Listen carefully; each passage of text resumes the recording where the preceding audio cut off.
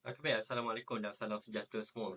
Video education untuk kali ni kita belajar lagi macam mana untuk kita nak faham market lah. Nak faham market macam mana supaya kita boleh jadi trader yang bijak, boleh buat trades sendiri tanpa perlu ikut signal mana-mana group, mana-mana channel. Termasuk channel saya sendiri pun juga tak perlu pun nak tunggu signal. Belajar sampai boleh trade sendiri. Alright. So sekarang kita berada di pair BTC USD iaitu Bitcoin. Kita tengok antara setup yang boleh kita ambil dan kita boleh belajar hari ni adalah contoh ya. Di sini kita tengok define direction dulu. Kita nampak dekat sini ada satu direction dia senang ni. Nampak direction dia tengah buat apa? Naik, turun, naik. Which is dekat sini dia ada satu resistance yang telah pun dipecahkan. So dia nak naik lagi mungkin dia akan buat pullback. Selain daripada tu, apa lagi direction yang ada adalah kat sebelah ni. Tapi yang ni dekat sini. Okey, sini dia dah breakout kan kat sini. Like say price datang balik pullback dekat sini. Macam mana kita nak entry dekat sini? Macam mana aku nak tahu yang dekat sini aku boleh buy? Macam mana aku nak tahu dekat sini aku boleh buy? Senang je direction tu tadi. Dalam 125 pip ni. 125 pip. So macam mana aku nak dapatkan 125 pip? Okey, first step, yang paling senang sekali mula-mula adalah kita define direction dulu. Kita tengok direction tadi macam uptrend.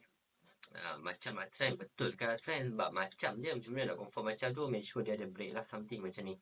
Dia ada break resistant. Naik, turun, naik. Macam ni. Naik, turun, and then this one naik, dia pecah.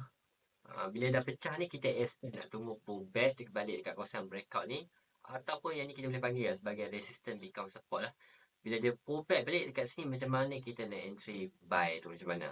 Jom kita belajar. Alright. So, bila price dah pecah, dah tembus dengan candle hijau ni dah pun tembus. This one.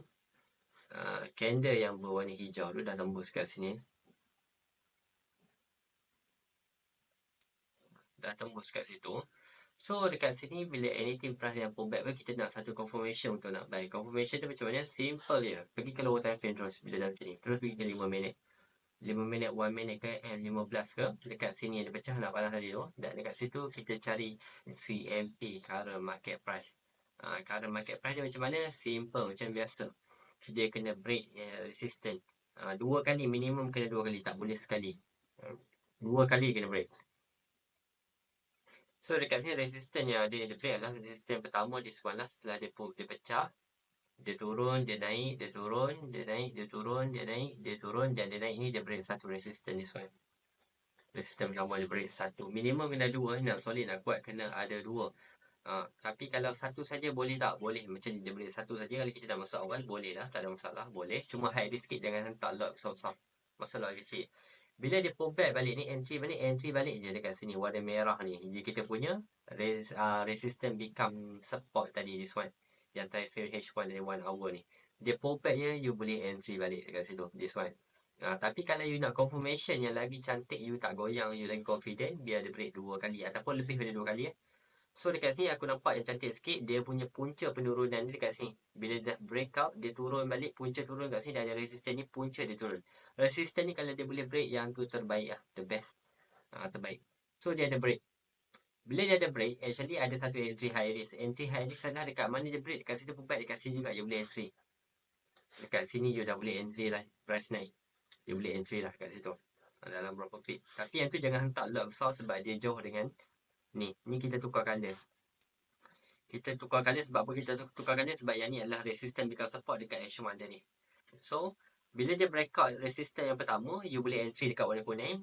You punya resistance H1 tadi, RBS H1, you boleh entry. Okay. Tapi tu bukan entry yang terbaik. Tapi boleh. Dan jaga lot size lah. Jangan entry masuk lot besar-besar. Jangan layer teruk. And then yang kedua yang terbaik adalah bila dia berjaya break 2 resistance. Satu, resistance kedua yang menjadi punca. Dia mula turun tadi, punca resistance ni dipecahkan. Dekat sini you boleh entry lagi. Pun entry tak, bukan entry yang terbaik tapi boleh entry. Boleh entry, cuma jaga lot size jangan lagi teruk. Tapi entry yang terbaik adalah mana? Entry yang terbaik adalah bila dia dah pecah 2 resistance. 1, 2 dia pecah, dia pullback balik dekat warna kuning. This one yang sharp entry tu. This is my favourite. Kita bocorkan rahsia ni. This is my favourite entry lah. This one. Really my favourite entry. This one. Biasanya akan jadi sharp entry. Kat sini. Nampak dia datang balik situ, you entry. You paku buy dekat sini. Mana? You paku buy. Dia datang balik kat situ. You paku buy. Price naik dalam berapa pit. Yang ni tak apa. You nak masuk layer sikit, you nak banyak-banyak ke, nak masuk lot besar sikit pun tak apa. Dalam 99 pit you menang. So entry yang pertama, you jaga risk tadi entry pertama dekat this one. You entry, you mungkin yang ni high risk kan, mungkin you collect sikit dapat dalam 30 pip macam 30 pip you dah close dah mungkin lah. Yang ni bonus lah naik tinggi. And then dia break resistance yang kedua. Tarik sikit macam ni. Okay. Okay, dalam 37 pip you close. Contoh. Alamak. Nombor tu terhalang dia. Macam ni. Okay, dalam 37 pip you close. And then entry yang kedua, bila you define market tu, dia pecahkan macam ni pula. Entry yang kedua, sekejap Entry yang pertama, this one. Bila dia break out tu, dia break out pullback balik kat sini, you entry. You entry B kat sini. Kita tukar colour lah. Yang kotak kuning. You entry B. Okay, tak payah. Yang ni you entry yang pertama. Dan entry kedua you adalah you entry dekat sini. Bila dia break out, this one punya punca resistance yang kedua. 1, 2, dia break pullback balik kat situ juga you entry. This one. Dekat situ you entry. Tapi remember, ingat entry ni tak cantik, entry ni tak cantik. Kedua-dua ni you kena jaga lot size. Jangan hantar. Setiap kali setup ni jadi, jangan hantar. You nak hantar kat mana, make sure dia break 1, 2, dia pull back balik dekat RBS this one. This one. Yang ni yang best ni, entry. Okay? Simple. Basic is powerful. Right. Semoga bermanfaat untuk semua.